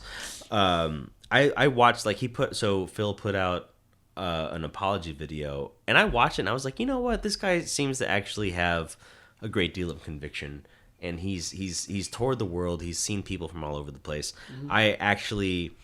A lot of people will use it was stupid, I was drunk excuse when it comes to these sorts of things. Absolutely. I actually believed him because I saw the video and he was real drunk. Yep. That man was plastered out his ass. He really was. But you know what? Again, this is what we talk about. We talk about, we talked about this in the last episode about Tim Lambesis. We talk about forgiveness. Mm-hmm. How much is somebody going to go through, to be forgiven for what they do? Right. And it's fun, funny enough, the man plays for Hispanic Americans, and he has, I believe Joey's a Mexican descendants, and he's the drummer for the band, and he vouched for him. He's like, that's my boy. He made a mistake. People fuck up. I mean, to that point, you have, like, Candace Owens vouching for Trump. Yeah, that's someone being a minority does not necessarily mean that they are the voice for all minorities. No, I just want to point that out. You're absolutely right about that. No, you're right. It is a good point. But considering the fact that Joey has been playing in the band for years now. Yeah, when it comes to an individual that you have regular contact with, I think that's a little bit easier to, like. I kind of don't really believe that Candace Owens is getting to see, like, every side of Trump. I feel like somebody who's touring with Phil Anselmo is probably seeing a lot more sides of Phil Anselmo. I think there's a lot more credibility. And especially, like, he grew up in New Orleans, and he's kind of steeped in blues culture. Like, it's very hard. It's very hard to come from that place and be, like, an unabashed racist. Maybe implicit. Lots of people have implicit biases. It's something that's baked into society, and maybe he struggles with that. But I actually, kind of, I'm more or less with Phil. Yeah, and to an extent. Unfortunately, Rob Flynn wasn't, and I feel like we got derailed. We did. Yeah. And the funny thing is, like, he put out the new single today. Right. When I was talking about like Rob Flynn, like, confronting stuff and not being afraid to get involved in politics, I'm talking about, like, the song, like, Is There Anybody Out There, which was about, like, the Charlottesville riots. Papa, can you hear me? Papa, are you listening? Anyway, or like, so one of the songs off of Catharsis that got a lot of flack was Bastards, which was actually, Is There Anybody Out There was about racist backlash in the metal community, so maybe that is more closely tied to Anselmo. But that was a single that he put out right after that incident. Right. But one of the ones off of Catharsis that got a lot of flack was Bastards, which was in response to the Charlottesville protests and riots there. That's right, yeah. So that was Rob Flynn wading into, like, national level politics, which I think is admirable. And, like, for a really long time, I've been kind of sticking up for Rob Flynn and saying, like, this guy is out there and he's kind of, like, fighting the good fight. Is maybe anyone who's listened to the first episode of this knows that I lean politically pretty far left. Yeah. It's not a surprise at this point. Well, I think it's funny enough that you say that because, Rob Flynn has always been that type of person to bring up the political side. He's always been up there to talk about the real nitty-gritty of what's going on. He has never been ashamed or shy of it. And so he's kind of like that guy that just, you take every Vietnam song and condense it into one person, and it's Rob Flynn. Like, seriously, that's it. He will talk about any issue that's going on right now, and he will just envelop himself into it. Good. I think that there are enough musicians that, like, I remember, like, after the 2016 election, there are a bunch of musicians being like, yeah, sure, maybe it's not great, but we'll be fine. And it's like, you say that because you don't have skin in the game. And so it's different when you have clout. It's a lot different. It's different when you have something to risk. Yeah, exactly. Or as I call it, complexion for the protection. Complexion, Jesus. Let's put that on a shirt. Hey, you never heard that? Come on, Paul Mooney, man. Paul Mooney said that. You got the complexion for the protection. That's what that shit is. That's actually absolutely true. It's absolutely fucking true. What a gem. Actually, but get back to what you were saying though about Rob Flynn being political. That reminded me of a Rush lyric, which was from Free Will, which is if you choose not to decide, you still have made a choice. Yeah, exactly. And anyone who says I'm not going to take a stand has taken a stand. Essentially, I also taken a stand to the fact that this new single is really shitty. Yeah, thank you for getting us back on track with that. Seamless. Okay, so let me moderate here. Hey, Judge Mills Lane, you gotta move closer to the microphone. You got the accent for that, I don't. All right. Anyway, you like the album. Or you like the single, sorry. Yeah, he likes the unreleased album. Yes, that's exactly it. So, I mean, Unborn Baby. Have you listened to it? Listen to the music. It fucking rips. I listened to Catharsis and I ripped it right out of the toilet. Listen. Look, okay, all right. We're not talking about Catharsis. Of course not. I'm going to say that there are a few great songs on Catharsis. Just like Metallica doesn't talk about Saint Anger. Bo, your face of so I took his soul. This is where I'm probably gonna go ahead and tank myself. No, I love Saint Anger.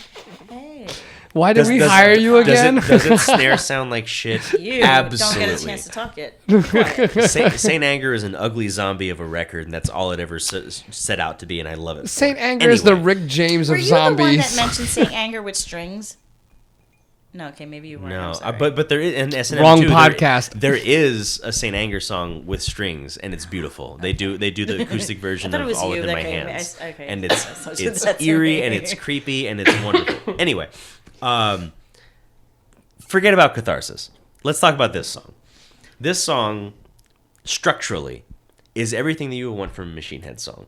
It has a nasty ass riff. It's raging. Agreed. It's riffy. It's furious. Agreed. And it showcases. So, from my understanding, the drummer from Warbringer, Carlos Cruz, yes, is playing drums on it.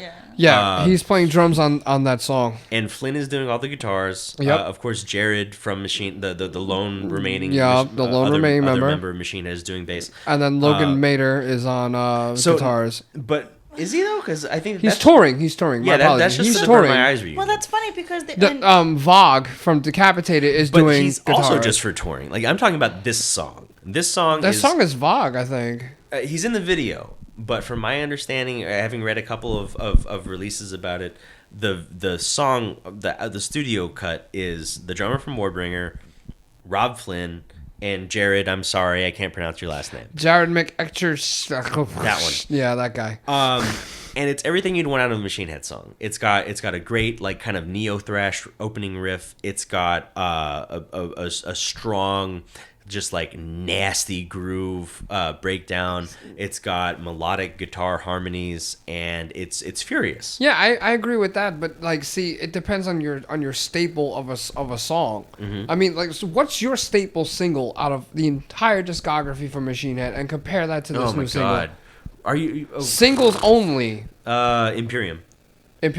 Okay, you're that's a stretch. Taking this new single and comparing it to Imperium, that's a stretch because Imperium was fucking monstrous.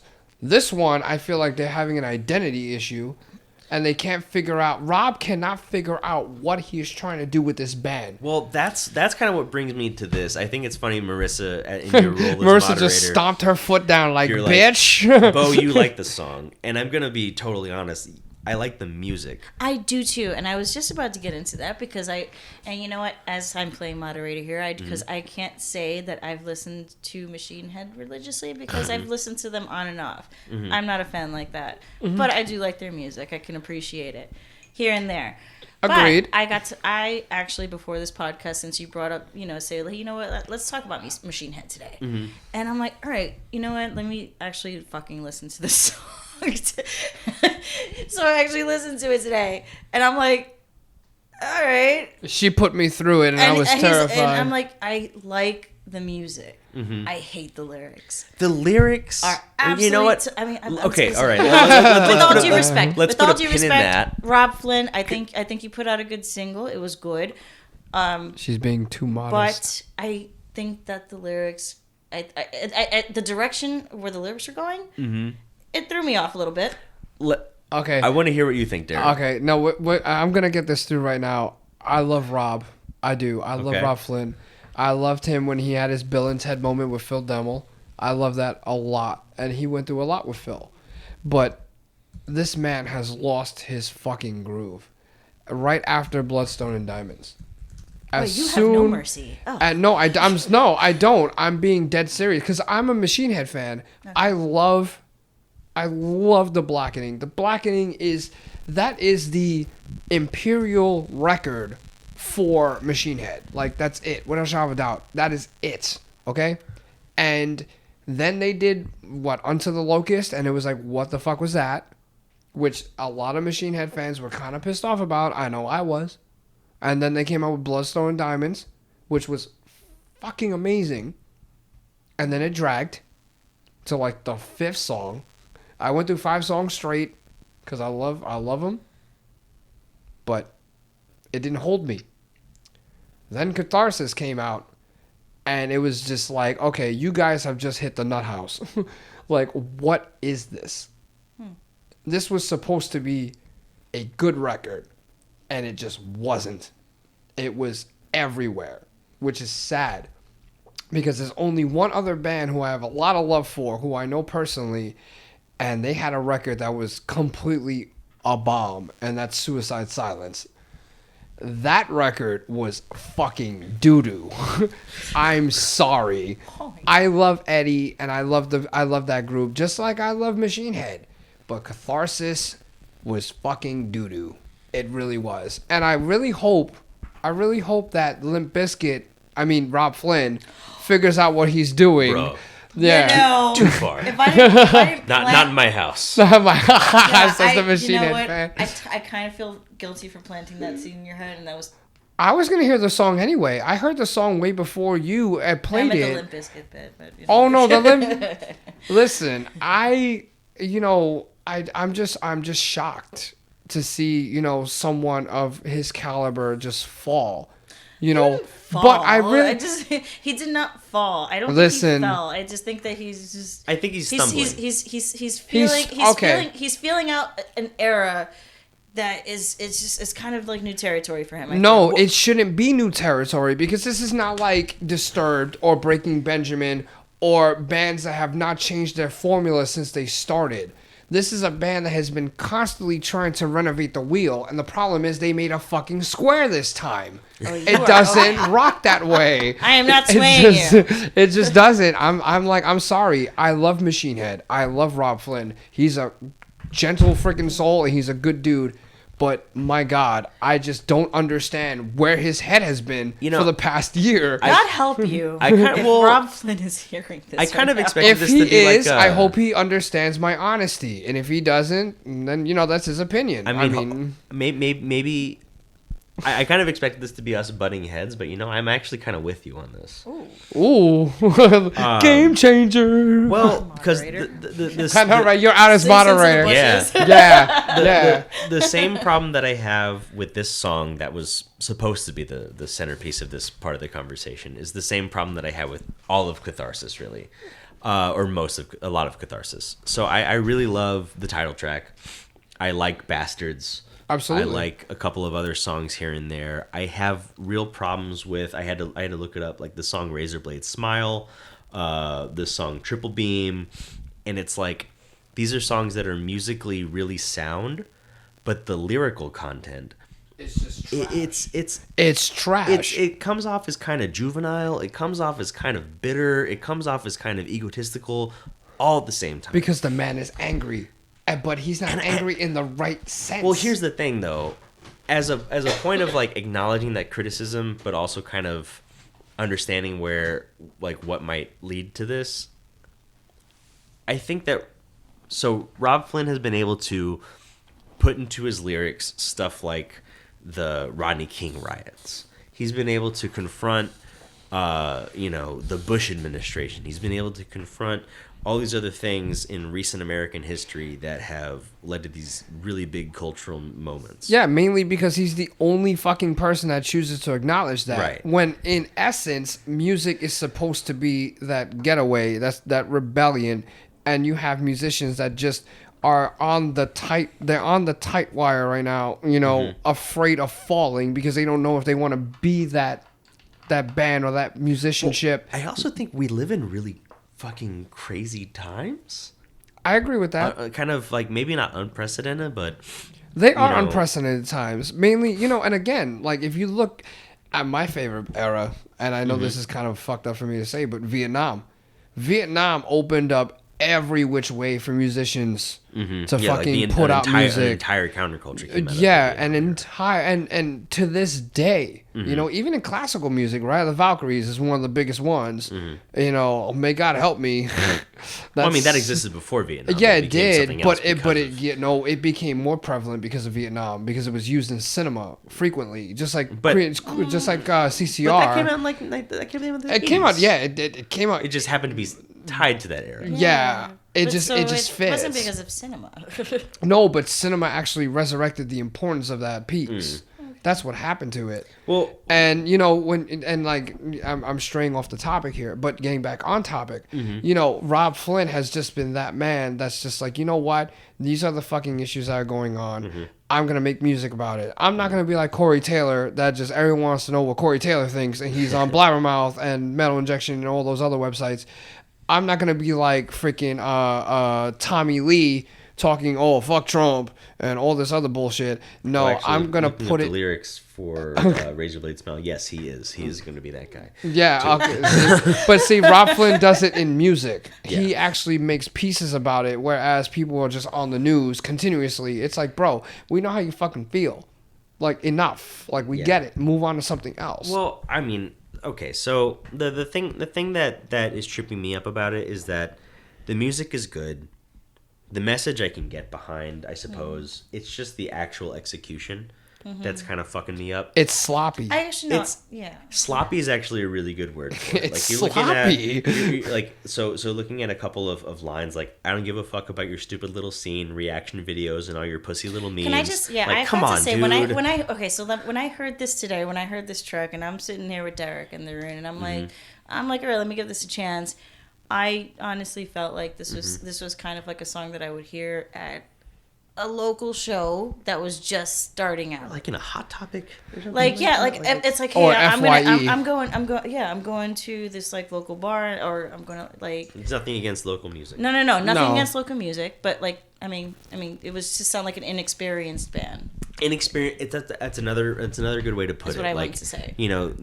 Flynn has been a master lyricist for a really long part of his career. Keyword, the blackening. Just listen to that fucking record. It's incredible, and there's metaphor, there's nuance, there's a certain degree of symbolism that makes the songs have a lifespan beyond the moment they come but in. not only that, but he gives Machine Head an identity. Yeah, that is what they sorely needed. Yeah, and that's what he did. And Do or Die, when you look at the content of that song, it's addressing something that will be out of date 5 minutes from now. It was out of date as soon as I stopped listening to it, because seriously, Marissa played it. I played it. All I heard was motherfucker.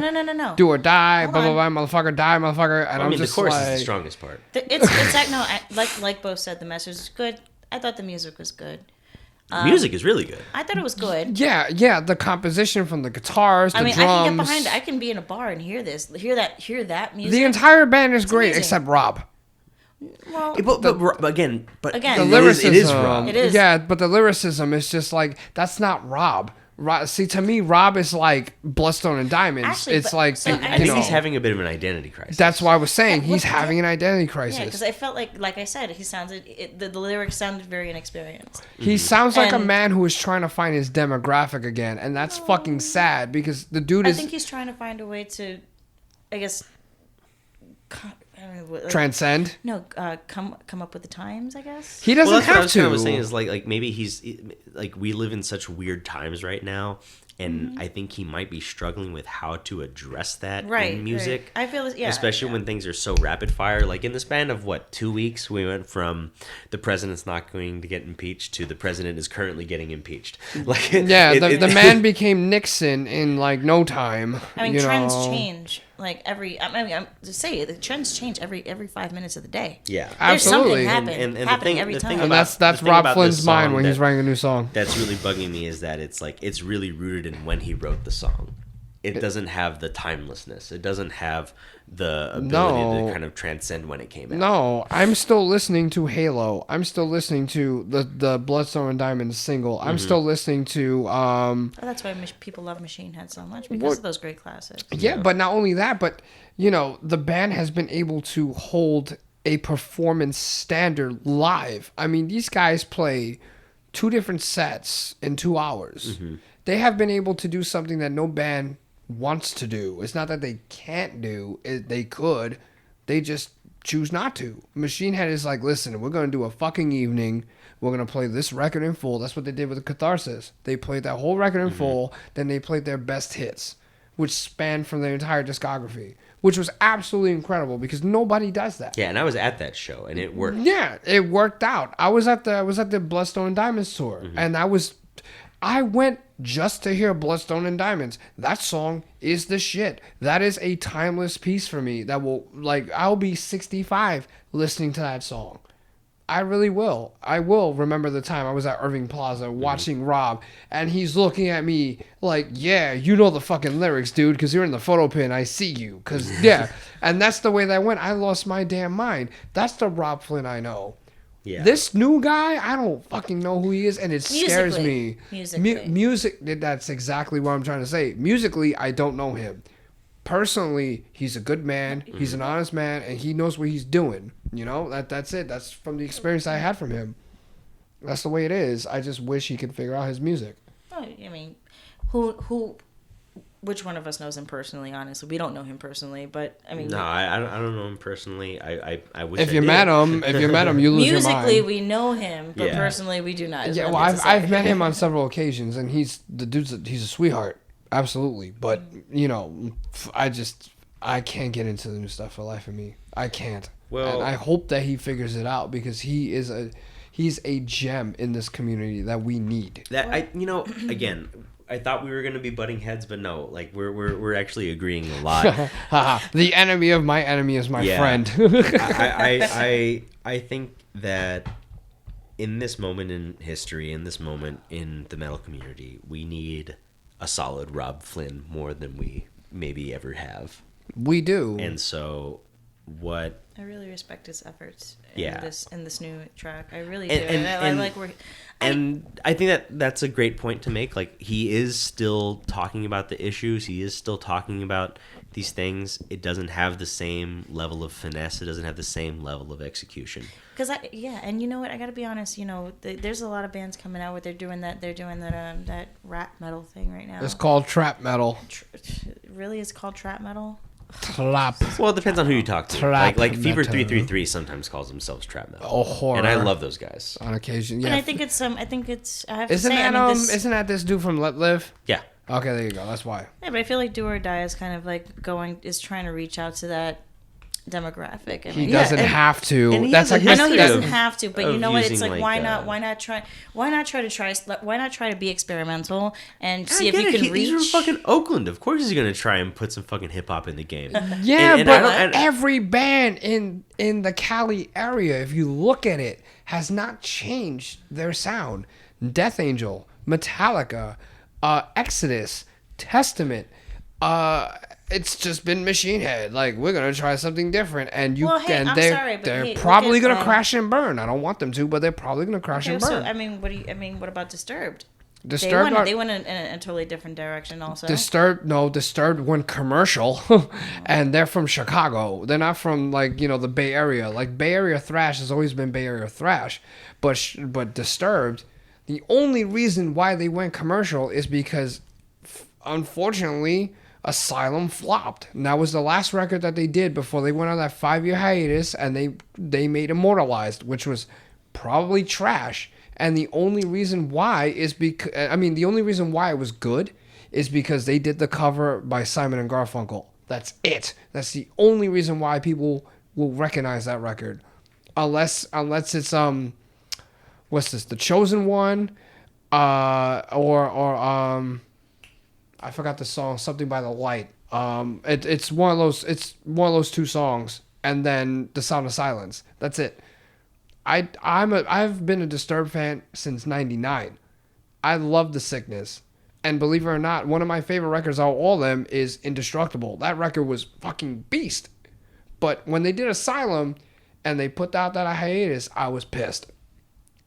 And they went commercial. That's what happened. These other bands, they didn't go commercial. They stuck to what they knew and how they sound. Metallica always wanted to be commercial, except they sounded fucking good with it. And they, of course, made the Black Album, which is like the metal Michael Jackson's Thriller. So let's get that out the way now. How do you think Metallica went commercial, though? Metallica has always had major hits. They always besides being more melodic, I don't think they've ever strayed away from their sound. No, I don't think they ever wanted to be underground. They never wanted to be underground. They always wanted to be commercial. But the thing is that their music is so sound that it doesn't sound commercial to metalheads. I mean, come on now. Death Angel, who I've loved for like years. Well, that's what I'm saying, though. About Metallica is that the only thing that they changed was that their songs became a little more melodic. But that's really it, because I disagree. They still have that thrash are we forgetting like the entire Load Reload era? Thank you. Okay. See, yeah, no, they like, and that's coming from someone who loves that. Like, I'm a diehard Metallica. You're like fan. the Al Sharpton of the Load Reload era. Like, you advocate for that hardcore. But like, you know, that was a huge deviation. Mm-hmm. From what they had sounded like previous, even on the Black Album. Like the Black Album said, like, Holier Than Thou. I really hated that the other thrash metals at the time really thought that they had sold out. I think that's bullshit, especially because like when you did you see that documentary? Which one? I believe it was on VH1, and I don't know if you remember that it was on VH1. It was with a lot of like thrash metal artists, and they were just talking about where thrash was at that time. Well, and how they felt about. I don't remember that one, but I know they just made Murder. I just know that they made Murder in the Front Row, which is about the Bay Area thrash scene, which 2/3 of all major thrash music except Anthrax came from. Yeah. You know, and Megadeth. Megadeth was not from the. Wait, is Megadeth from the Bay? Megadeth started in the Bay Area. Okay, now they're based out of like Phoenix or whatever. Yeah, surprisingly, but yeah, okay, you're right about that one. So I mean, you have the 6 major bands, the 6, you know, Megadeth, Metallica, Testament, Exodus, Death Angel, Slayer. Boom, right there. You have easily 3 out of the big 4. The Bay Area was unique for its fertility. It was for thrash metal. But if you look at it commercially, Metallica was the only one that mainly succeeded from it. Slayer succeeded halfway, and Megadeth succeeded a quarter way. That's it. Because I don't know about you, I don't fucking see Call of Duty games using, you know, Raining Blood or using Hangar 18. I see them using Metallica. I don't know if you've seen the new Modern Warfare trailers. No, I did with Enter Sandman, but I actually like. It's funny that you bring this up because I was just thinking about. So Megadeth for a while in like the early '90s had a whole bunch of soundtrack gigs. Like I know that they did one of the Bill and Ted's. They did a couple other movies. Whereas it took Metallica until Mission Impossible 2 to show up on a soundtrack. That's true.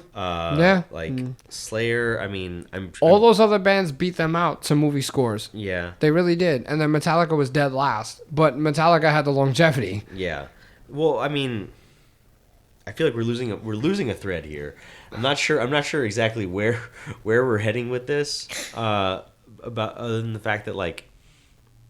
The Bay Area gave us a lot of great bands, and some of those bands are great because they didn't change, whereas Metallica was able to become even greater because they did change.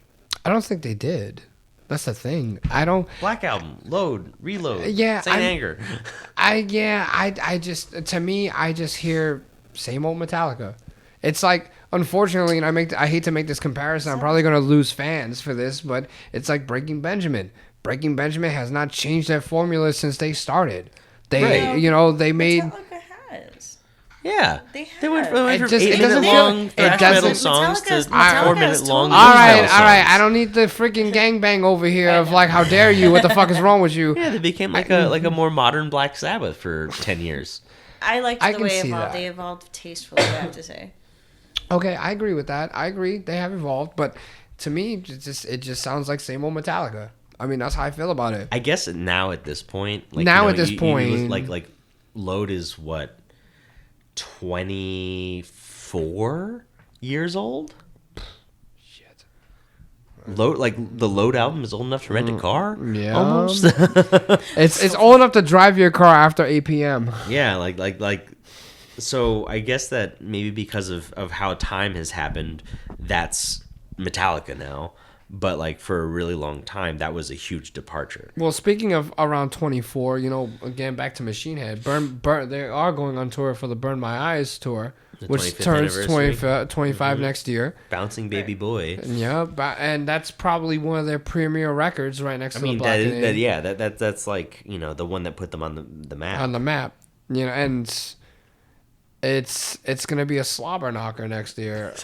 A slobber knocker. Good God Almighty, he's broken in half. Yeah, I you mean, get the idea. For all the stuff we're talking about, how Rob Flynn is lost his way as a lyricist, he's not lost his way as a performer. Absolutely fucking not. And so he still has that. I as much as I want new material from Machine Head to kind of find its way back. To the roots. I hate using that phrase. That implies that a band's best days are always behind them. Right. I want them to find. Okay. That's my fault. I want them to find their way to a new foundation that is just as strong, if not stronger, than Through the Ashes of Empires or Blackening or whatever. Well, I guess we're gonna find out next year when the new record comes out and they do the tour. Yeah. At the same time, though, I'm super excited for just this tour to happen. We're gonna see. So the European dates have been long announced. The European lineup is announced. They're going to be going on tour with Vogue from Decapitated. Who's the drummer? Mark or Matt Alston. Chris Contos on drums. Well, so they have two lineups. Yeah. Vogue on guitar and Matt Alston on drums with Jared for more recent songs, but then they're doing a more or less reunited, minus of course Adam Deuce, who doesn't talk to the band anymore. Yeah, he just bounced. Yeah, but Logan Mader and Chris Contos performing "Burn My Eyes" in its entirety. Yeah, weren't they on that band? That's their record, right? Yeah, that's their record. record. So that is that I think is going to be something really special. And we've seen some live in studio videos from them, and you can see the energy is there. Absolutely, yeah. Chris they have Contos, that. He only played on this Machine album. This is the only Machine Head album that he's featured on, and he's just killing it. 25 years later. Agreed. And so that's really exciting. And I'm glad that we're clarifying that, because there were a few headlines that were saying that a lot of these people were joining the band, and then there were other headlines saying they're not joining it full time. They are not official It's a little bit confusing. It's kind of like how Tony Iommi technically owns the Black Sabbath name, so any person who performs with Tony Iommi, or it's like how Static X, with Edsel from Dope. You don't know. You don't know. I mean, maybe now we're gonna butt heads because I'm a huge Static X fan, and Edsel or Enzel or Edsel or whatever his name is. This dude from Dope. Well, this is just stuff that I don't know as much about. Okay, I've been a Static X fan for many years, so you're talking about replacements and shit like that, and it's just. I think it's weird to do that, but at the same time, I understand people wanting to kind of totally fucking carry weird on some element of the legacy. I don't know why they got the big air quotes here mystery singer to dress up like him. It's Edsel from freaking Dope, or Enzo, or whatever his name is. Fans crucify me for that one. How do you guys feel about the guy dressing up as? I think that part's too much. A lot of people I've heard a lot of people saying, "Wow, this is cool. There's such a good. It's in memory to him, and we want to see it." And I'm just like, Yeah, I guess I see where you're coming from, but me personally, if I went to a show like this, it would just be very all right, it's a little morbid. I disagree. I disagree. I have to cut you off, Bo, before this happens. Because I've been a huge Static X fan since Wisconsin Death Trip. Mm-hmm. I've been a huge Static X fan since I heard them on Duke Nukem's Time to Kill for PlayStation 1 when they put Push It on there as the opening track. Oh, man. I love that band. I have met Wayne on one occasion, and it was probably one of the greatest moments of my life because I heard he was a great dude. He was a absolute sweetheart. He was a gem, you know? He was that dude that you needed in this business because he was him. That's it. No one can ever be Wayne. No one. Well, somebody is Wayne now. And unfortunately, as scared as I say unfortunately, I say it very loosely because it's still difficult for me to see this man resurrected as just as a persona and not as a person. It's still hard for me to see. I mean, he stands there, he plays the Dean just like Wayne, but he doesn't have his charisma. He doesn't have that, like... This is another... You're saying that we're going to butt heads, but that's exactly how I feel about it. Dude, we're like best friends now. Yeah. Well, I love Dope. I love Dope. Do not get me wrong. I love that fucking band. I don't really have an opinion about that, but like... I know you don't, but I love... As someone that grew up listening to Dope, I love that band, but I feel like... I don't really listen to Dope like that. I have to put you onto it, but I've seen them once. Oh yeah, you saw them with me. Yeah, we saw them at Highline Ballroom in New York City. I kind of had no choice. You know what? the closest comparison that I can think of this is like right after. That's just fucked up. Shortly after Dimebag Darrell died, there was a lot of call from fans to do a Pantera reunion with Zakk Wylde on guitar. And Shoot me. Would I have gone? Probably. Would I have felt okay about it to see? No. Zakk Wylde playing Dimebag's guitar parts. No, you will never be okay about it. And honestly, that's the closest. Like, they were best friends, of course, and that's the closest you could have come. But it still would have felt weird to see, like you say, someone resurrected as a persona, as a character. I mean, guys, honestly, can we talk about, like, let's say if tragically, heaven forbid, or whatever the fuck deity you praise, whatever, like, forbid that Corey Taylor passed away. And let's say like 10 years from now, somebody's like, "Oh yeah, I'm the new Corey Taylor." I wouldn't. I mean, it gets as an weird. As an influence, if he's accurate to the depiction, then yes. But you can never say you're the new person. No one will ever fucking say they're the new Rick James. No, I'm not saying, "Hey, I'm the new person." But if there's a new Corey Taylor on stage, no, I disagree. That? I don't think if you're dead, stay fucking dead. Nobody needs to play the character or play the persona. That's the way it is. I'm sorry, and I'm saying this because of Wayne. I am, because I love Wayne Static. I've seen Static X twice. Okay, in my life, because I grew up late. Unfortunately, I was late in the game, but I saw Static X twice, and there's just no way in the blue fucking hell that this new guy can play Wayne's character. I would see it for two reasons: because Tony Campos is back, and because Koichi's in the band. That's it, and the original drummer. I want to see the original lineup. That's what I want to see. You want to stand still and play the Dean like him? Fine. But you're not going to be him. And that's going to be hard for me to deal with as a fan and as someone who loves the band. Like, that's it. Corey Taylor wants to croak and somebody else wants to come and try to take his place.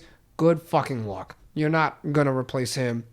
You're not even going to touch his flame. Like, that's it. I'm just saying, if you have one person, it's a good question. It's just one. That's it. You can't. What would the fan reaction be? That's like somebody. Let's say if he said, if he, hopefully not, but passed away or died somehow, and then 10 years later, hey, there's this guy that's going to be on stage and he's going to be carrying out Corey Taylor's persona. Yeah, no. I mean, how do you feel like fans would react to that? But that's like the persona part. That's like people saying, "Oh yeah, Paul Gray is back." Who the fuck are you? We have a bass player now. When Paul died, there was only 8 members. That's what they're doing with Static X. No. Incorrect. And let me explain. When Paul Gray died, they only had backing tracks for his bass. They just recently hired I don't mean a new Paul bass Gray. player. I'm talking about my Corey Taylor situation. Yeah, hypothetically. Yeah, no. You're going to end up playing his vocals, and then you'll hire somebody else. But you're not going to be him. That's it. There is a mascot for every fucking band. That's like saying, oh, Ozzy Osbourne's dead. We're going to put David Draymond as the vocalist. Get the fuck out of here. And yeah, that's kind of my thing too. Like the closest that I can see that to being successful was when they did the one-off Led Zeppelin reunion, and it was John Bonham's son playing drums. Okay. Like I'll give you that. That was pretty cool. That was cool. Mm-hmm, but like I will give you that. But like no one advertised it as like and playing the role of John Bonham. Like that's the thing that gets me weirded out with the Static X thing, is that they have this person who's totally not Edsel Dope, absolutely not, whatever, essentially taking on the role of Wayne Static. Just go up as yourself. The sad part is, I think it's he would not fit the role if he went as himself. But it would be better than wearing a mask. Yeah, putting on like a dead skin mask. Yeah, but that's and what styling I was saying. your hair it's like you got somebody. You got somebody in Corey Taylor's mask, and it's not Corey Taylor. I don't think that was him. I think it was the band's idea to do that. It's a weird idea. It's a very strange idea. It's very different, and on a marketing standpoint, it works. But you know what? Metalheads are weird and unusual. Strange and unusual. Unusual. Thank you, Winona Ryder. We are too strange and unusual. We're gonna find out how he is when they come to Sony Hall in November, because I will be there for sure. Mm-hmm. I'm sure he's great. I've heard nothing but good things so far from some of these shows. It's just got a good reception. It's got a very positive reception. From what I've seen. It's just the like you said, they're taking it to Europe next year too. Version versus that's exactly what it is. Band. Some people are taking it. Some people are. I mean, it looks like majority of people are taking to it. I was just like, okay, that's cool. Well, we've hit the hour deadline on this segment, and we're gonna bid this one adieu. Texas Chainsaw Massacre. We've officially hit an hour. That's how I look at it, honestly. We've officially hit an hour. Static X show. It's Chainsaw Massacre.